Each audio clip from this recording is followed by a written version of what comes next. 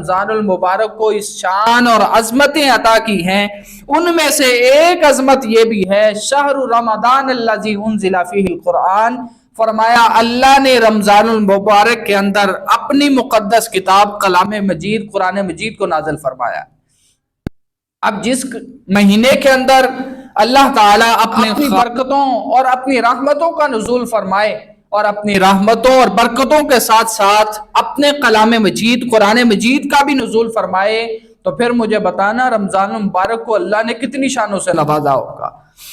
اور اس مہینے کی شان و عظمت کیا ہے، اس مہینے کی برکات کیا ہیں، نبی پاک علیہ الصلوۃ والسلام ارشاد فرماتے ہیں، بخاری شریف کے حدیث مبارکہ ہے، سرکار فرماتے ہیں اذا دخل رمضان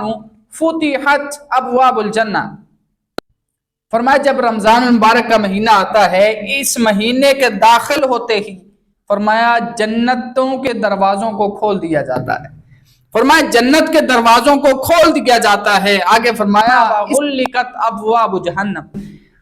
فرمایا جہنم کے دروازوں کو بند کر دیا جاتا ہے۔ کہا جی کیوں بند کر دیا جاتا ہے؟ تو فرمایا جنت کے دروازوں کو اس لیے کھولا جاتا ہے کہ اللہ کے مقرب اور اللہ کے برگزیدہ بندے عبادت کر کے جنت کے اندر زیادہ سے زیادہ داخل ہو جائے، اور جہنم کے دروازوں کو اس لیے بند کر دیا جاتا ہے تاکہ اللہ کے محبوب اور اشرف المخلوقات انسان اپنے گناہوں سے معافی طلب کر کے جہنم سے بھی آزادی حاصل کر لے۔ آگے فرمایا وَسُلْسِلَتْ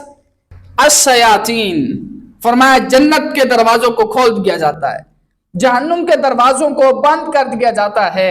اور فرمایا جو انسان کو بہکانے والا تھا نا شیطان، فرمایا اس شیطان کو اللہ تعالیٰ جکڑ دیتا ہے۔ جیسے ہی رمضان مبارک کا مہینہ داخل ہوتا ہے،